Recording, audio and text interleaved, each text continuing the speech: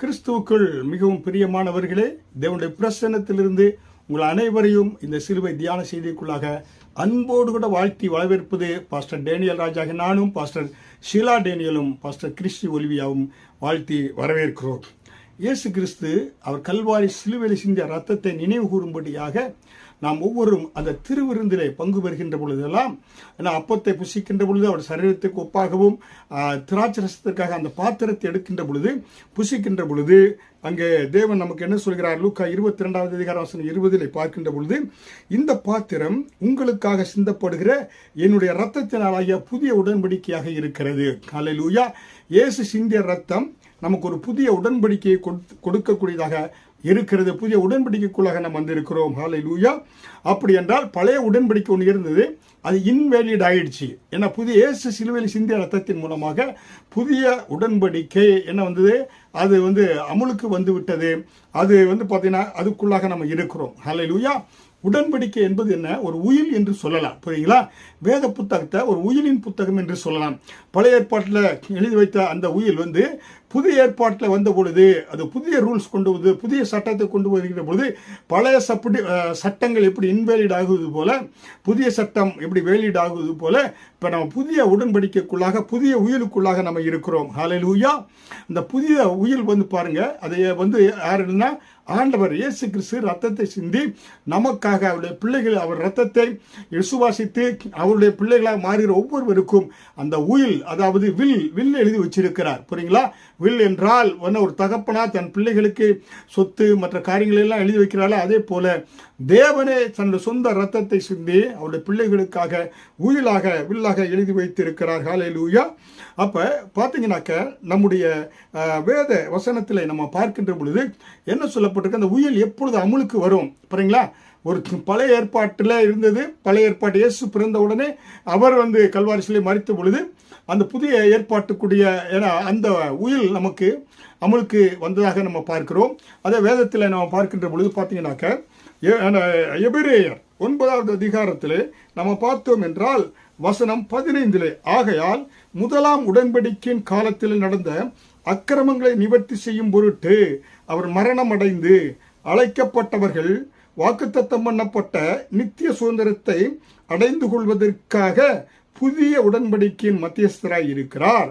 பாருங்க, Hebrews chapter 9 15 to 17 16 பார்ப்போம். ஏனென்றால் எங்கே மரண சாசனம் உண்டோ அங்கே அதே சாசனத்தை எழுதினுடைய மரணமும் உண்டாக வேண்டும். எப்படி எனில் மரணம் உண்டான பின்பு மரண சாசனம் உறுதிப்படும். அதை எழுதியவன் உயிரோடு இருக்கையில் அதற்கு பலன் இல்லையே. அந்தப்படியே முதலாம் உடன்படிக்கையும் ரத்தம் இல்லாமல் பிரவேசம் பண்ணப்படவில்லை என்று சொல்லப்பட்டிருக்கிறது தெளிவாக. எபிரேயர் 9வது அதிகாரம் வசனம் 15 முதல் 17. ஹல்லேலூயா. அருமையான தேவனுடைய பிள்ளைகளே, இந்த வேத வசனத்தின்படியாக இயேசு நமக்கு உயிலை எழுதி வைத்திருக்கிறார். மரண சாசனம் என்பது உயில் என்று சொல்லப்பட்டிருக்கிறது. அப்போ உயிரோடு இருக்கின்ற பொழுது அந்த மரண சாசனத்துக்கு வேலிட்டு கிடையாது. நம்ம தகப்படா நம்ம சொத்து எப்போ அதுக்கு நம்ம அனுபவிக்க முடியும் என்றால் மரித்த பொழுது தான் தகப்பனாருடைய சொத்துக்களை பிள்ளைகளும் அனுபவிக்க முடியும். அப்போ இயேசு நமக்காக இந்த புதிய உடன்படிக்கையை ஏற்படுத்தி இருக்கிறார் ரத்தத்தின் மூலமாக. ஏனென்றால் அவர் மரித்தால் தான் அந்த புதிய உடன்படிக்கைக்குள்ளாக நம்ம வர முடியும். புதிய உடன்படிக்கையை சுதந்திரித்துக் கொள்ளக்கூடியவர்களாக நம்ம வர முடியும். ஹல்லேலூயா.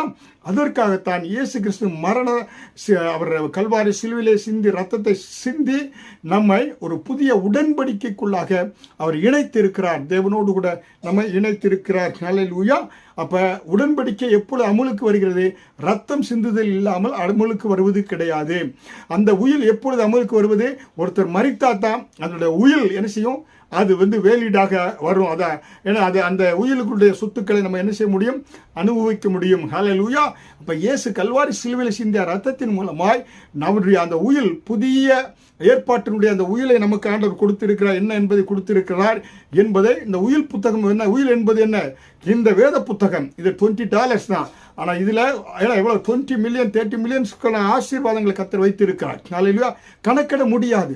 இந்த புத்தகத்தை வாங்கி கர்த்தர் எனக்காக என்ன எழுதி வைத்திருக்கிறார், புதிய உடன்படிக்கை சொல்லப்பட்டிருக்கிறதே அந்த உயிரில் என்ன எழுதியிருக்கிறது என்பதை நீங்கள் படித்து பார்க்கணும். ஹல்லேலூயா.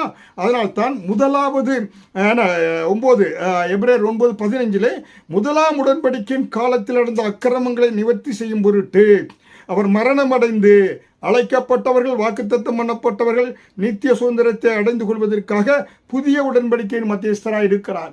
இயேசுக்கு முன்பாக பிறந்த அத்தனை ஜனங்களுடைய அக்கிரமங்களை அவர் என்ன செய்தார், அவர் மன்னித்து இருக்கிறார். ஹல்லேலூயா. புதிய உடன்படிக்கைக்குள்ள வந்த ஒவ்வொருவரையும் அவர் பாவங்களை மன்னித்து இருக்கிறார் ரத்தத்தின் மூலமாக. ஹல்லேலூயா. அதனால இந்த புதிய உடன்படிக்கை நம்ம தெரிந்து கொண்டோம் என்றால் இப்பொழுது அது நம்ம அது வேலீடாக இருக்கிறது.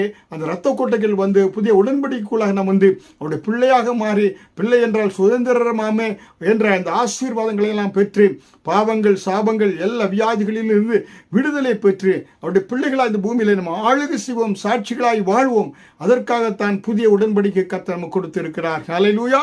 தொடர்ந்து தியானிப்போம். கர்த்தர் உங்களை ஆசீர்வதிப்பாராக.